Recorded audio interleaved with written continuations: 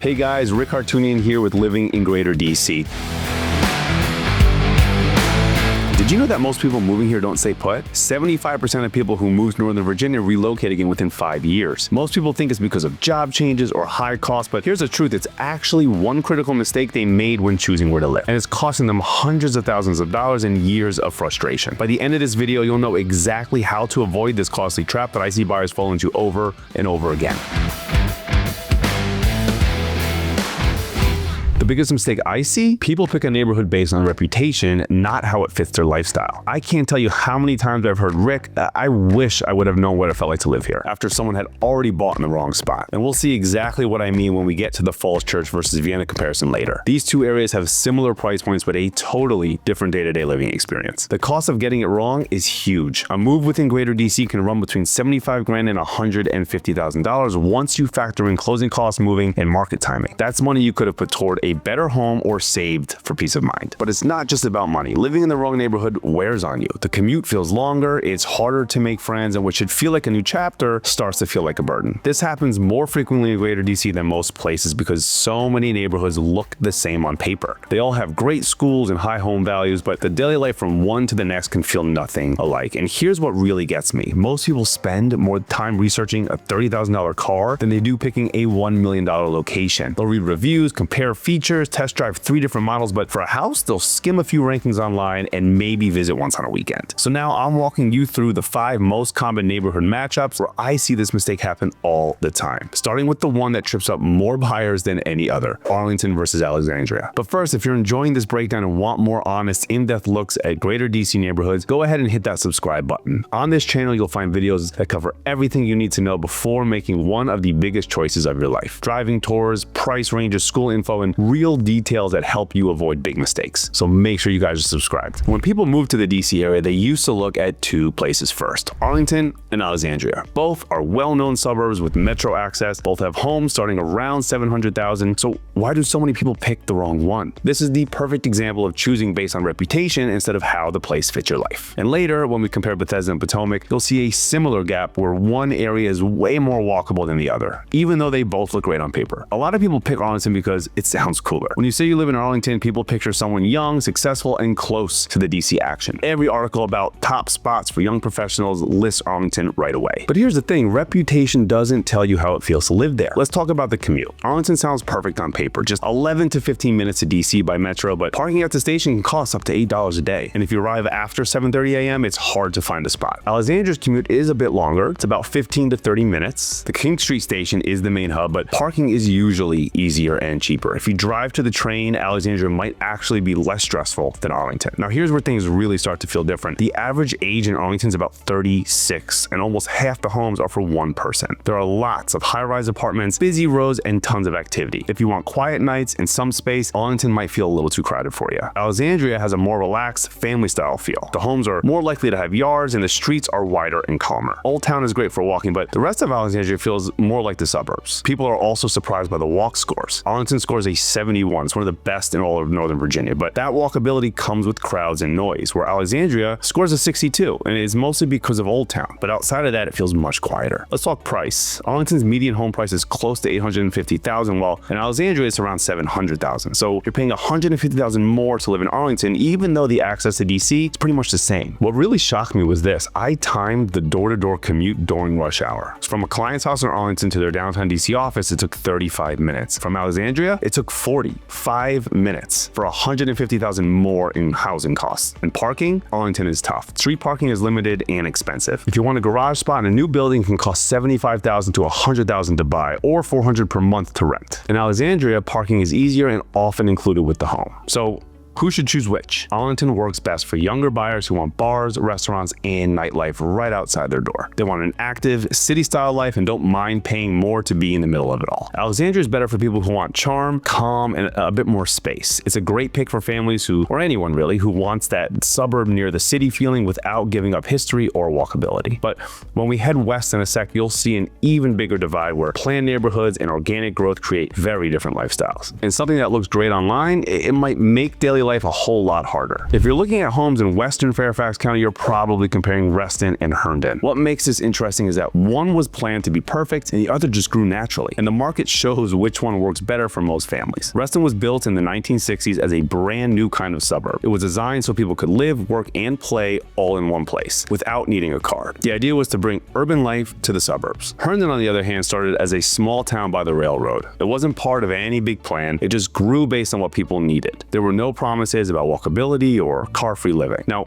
both towns have access to the Silver Line Metro, so you'd think they're equally easy for commuters. From Reston, it takes 12 to 14 minutes to get to Tysons by train. From Herndon, it takes 17 to 30 minutes. On paper, Reston looks better there. But here's a surprise. Herndon's downtown has a walk score around 54. That means you can walk to shops, restaurants, and errands in the main part of town. Reston's all over the place. Most areas score between 23 and 47, which means you need a car most of the time. One area, Reston Parkway, gets up to 85 walkability score, which is great. But that's not how most of Reston works. And that's the issue. In Reston, the cool amenities like lakes, trails, and shops, they're all spread out. You often have to drive from one to the other. So even though it was planned to cut down on driving, you still end up in your car a lot. You'll see a more extreme version of this when we get to Potomac in a minute, where that lack of walkability really shapes everything about how people live. Herndon's smaller downtown works better for daily life on foot. You can drop off mail, grab coffee, meet a friend, and pick up dry cleaning all without getting in your car. It wasn't planned that way, but it just works. Let's look at the market. Reston's median home price is about $630,000, up 4.8% from last year. Homes stay on the market for 23 days, and Herndon's median is $660,000, down 3.8%. But homes sell fast, going under contract in just 8 days. That speed says a lot. Herndon homes sell faster because buyers see the value right away. The downtown's walkable, the vibe is established, and the pricing, it feels fair. The people living there show the difference too. Reston's median age is 40. You'll find lots of professionals who chose it for the name and the amenities, where Herndon's median age is 35, with more young families and first-time buyers. The big mistake I see, people choose Reston because the brochures and websites look amazing, but once they move in, they realize these perks still come with a lot of driving, just like a regular suburb. Now, let's head into Maryland, where two of the richest neighborhoods in the country show just how different day-to-day life can actually be, even when the price tag looks the exact same. Okay, let's head into Maryland, where two of the richest neighborhoods in the country sit side by side, but offer completely different ways of living. Bethesda and Potomac may look similar on paper. They're both in Montgomery County, both packed with high-earning households, and both known for top schools, but day-to-day life in each one, totally different story. The commute shows the first big split. Bethesda has metro access. You can take the red line straight to DC in about 15 to 25 minutes. And in most areas, you can walk to the station. You don't even need a car. Potomac doesn't have metro at all, really. Getting to DC means driving 25 to 45 minutes, depending on traffic. And if you work downtown, that's a long round trip. You'll have to deal with parking too. Their vibes couldn't be more different either. Bethesda feels like a walkable city. You've got shops, restaurants, and nightlife all around. You can step outside and grab coffee, browse a bookstore, or meet friends all on foot. Potomac, it feels like an estate. The homes sit on big, quiet lots, trees everywhere, neighbors are farther apart. It's peaceful and private. It's more about family and space than busy streets. The walkability difference is huge. Bethesda scores an 88, which means you can walk to most places. That includes stores, restaurants, the metro, and more. It's one of the easiest places to live without a car in the entire region, really. Potomac scores a 25. That means you'll need your car for absolutely everything: groceries, school drop-offs, dinner, and work. The trade-off for space and privacy is that you'll be driving all the time. That big gap in walkability, 88 in Bethesda versus 25 in Potomac, it reminds me of what we'll see when we head over to Ashburn versus Leesburg. But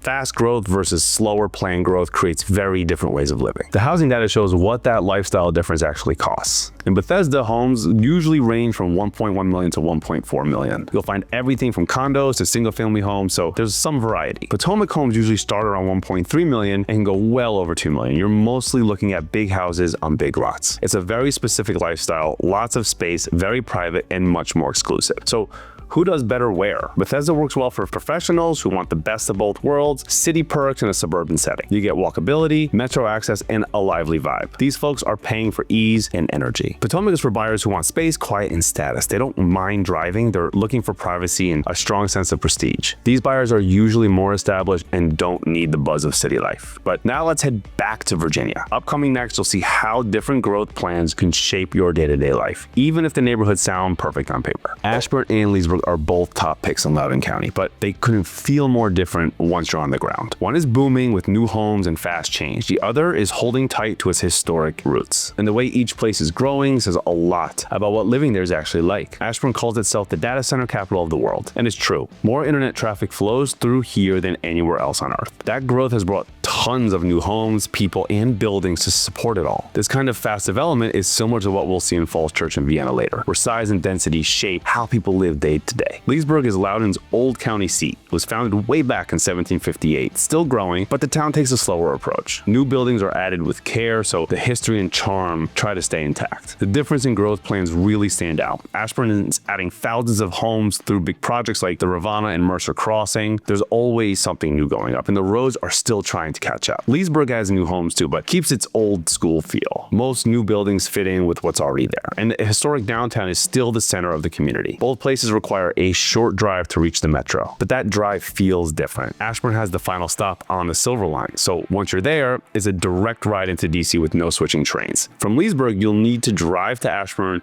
or Loudoun Gateway to catch the train. It's not far, but it does add a step. Still, many buyers trade that extra drive for quieter, more classic feel. Let's talk numbers. The median home price in Ashburn is just over $800,000, with values rising almost 3% over the past year. Homes here go under contract pretty quickly, usually within 9 days. In Leesburg, the median price is a little under $870,000. Prices have dipped just a bit, and homes tend to stay on the market for about a month. But that doesn't mean people aren't interested. It just means buyers take more time because they're looking for that right long-term fit. So who's a better fit for each place? Ashburn works for tech professionals who want new homes, modern perks, and they don't mind change. They want speed, convenience, and quick access to DC. Leesburg is for folks who value history, the charm, slower growth. They're okay driving a little bit more if it means living somewhere that feels grounded and timeless. Now we're headed into our final comparison. Two luxury neighborhoods in Northern Virginia that almost look the same on paper but offer totally different lifestyles because of their layout and geography. When buyers look at the top suburbs in Northern Virginia, Falls Church and Vienna, they usually come up first. Both start around $900,000, both have great schools, and both feel family friendly. So how do you choose? This breakdown shows how small location differences can totally change how you live day to day. Falls Church and Vienna are two of the best places to live in the entire region. They both have strong schools, high home values, and a lot of professionals living there. That's why so many people struggle to pick between them. These walkability differences, 90s for Falls Church, 80s for Vienna, they show the mistake we talked about earlier. Choosing a place for its name instead of how life actually feels. The first big difference is size. Falls Church has about 15,000 people packed into just over 2 square miles. Vienna has slightly more people, but they're spread across 4.4 square miles. So Falls Church feels tighter. It's more like a small city. Vienna feels more open and a bit more suburban. That space affects your daily life for sure. Falls Church feels walkable and busy with shops and restaurants close together, where Vienna feels quieter and has more space between homes. Now let's talk about getting into DC. Falls Church has the East Falls Church Metro on the Orange Line and the Silver Lines, where Vienna's got the Vienna Fairfax GMU station at the end of the Orange Line. Both are great for commuting, but Vienna's spot as a terminus can mean better parking options. Home prices reflect what buyers want. Now, Falls Church homes range from around $900,000 to $1.2 million, where Vienna homes run higher, around $950,000 to well above $1.3 million, mostly because you get bigger homes and a bit more land. But here's the walkability fact that surprises people. Falls Church has a walk score between 90 and 93. That means you can walk to the metro, coffee shops, restaurants, and do most errands all on foot, where Vienna is also walkable with scores in the 80s, but not quite as much. You can walk to a lot of places, but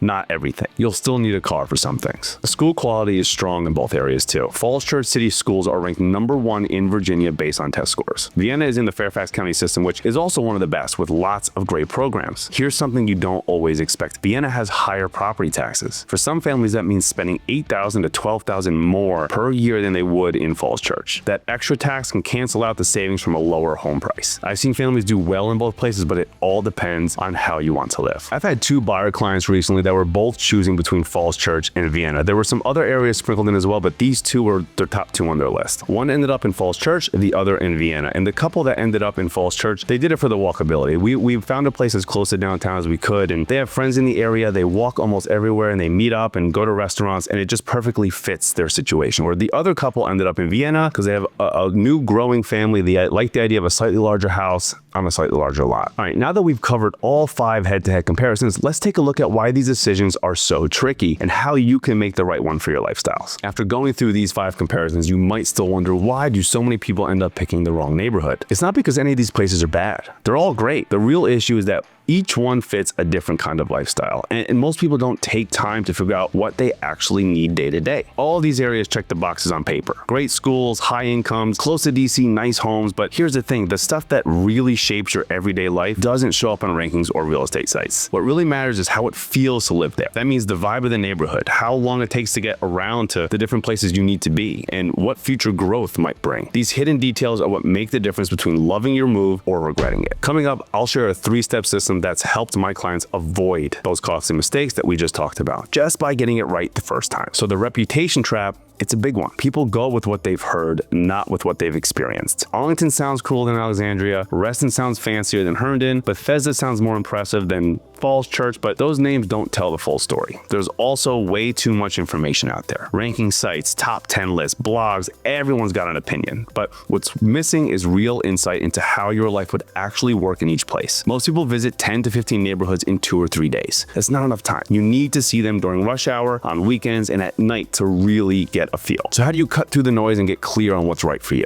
I'll walk you through the 3 steps I give every family I work with, and I'll show you how this simple system can save you months of stress and tens of thousands of dollars by helping you make the right move the first time. Here's a 3-step process I use with almost every client I work with. This simple plan takes out the guesswork and helps you choose based on how you live, not just what sounds good. Step 1, know what matters most before you start looking. Most people start searching without thinking what they really need. They fall for nice photos and cool features without asking, does this actually fit my lifestyle? This step is key, especially if you're looking at totally different spots like Arlington, where the walk score is 71, or Potomac, which sits just at 25. What matters most is whether the way you live fits the way the area works. Start with the commute. How far are you willing to go? Do you want to drive, take the metro, walk? Will you head into the office every day or work from home part-time? These answers narrow down your list right away. Next, think about space. Do you need a big yard for pets or for growing kids? Do you want lots of privacy or love seeing your neighbors? Will you need a home office, or is a guest room okay? Are you hosting parties or keeping things quiet? Your space needs make a huge difference. Then think about lifestyle. Do you want to walk to coffee shops and stores, or are you fine driving? Do you want a city feel or a quiet suburb? Do you like newer homes or older charm? And even if you don't have kids, school zones, they do matter. Homes near great schools, they hold value better. If you think kids might be in your future, picking a good school area now gives you more options later. Step 2, test the truth, not the reputation. Once you know what you want, go out and see how these places actually feel. Don't just rely on Google or rankings. This was what separates people who love where they live from those who wish they had picked differently. Drive the route you'll take during real rush hour. Vienna to downtown DC might show 25 minutes online, but in real life, it might be 45. Visit neighborhoods at different times. Saturday afternoons in Bethesda are fun and busy, but what's it like on a Tuesday night? A place with weekend charm might feel totally different on a regular day. Talk to the people who live there, folks walking their dogs or grocery shopping. They can tell you what it's really like. Ask about traffic, parking, noise, and change. Don't just drive through, park, walk, sit at a local cafe, watch how people live, go into stores, visit parks. This is how you get the real feel of a place. Step 3, match your life stage to the vibe of the neighborhood. Different areas work better depending on where you are in life, and even amazing places can feel off if they don't match your phase. If you're building your career, places like Arlington or Bethesda are great. They're full of energy, networking, and things to do. If you're starting a family, Vienna or Potomac gives you space, great schools, and a quieter pace. These places are built for family life. If you're settled with kids, Reston or Leesburg are strong picks. They offer steady communities and lots of local activities. And if your kids are grown, Falls Church is great. You get walkability, culture, and city perks without the size or cost of bigger places. Here's a question I ask every client. Picture your ideal Tuesday night after work. What are you doing?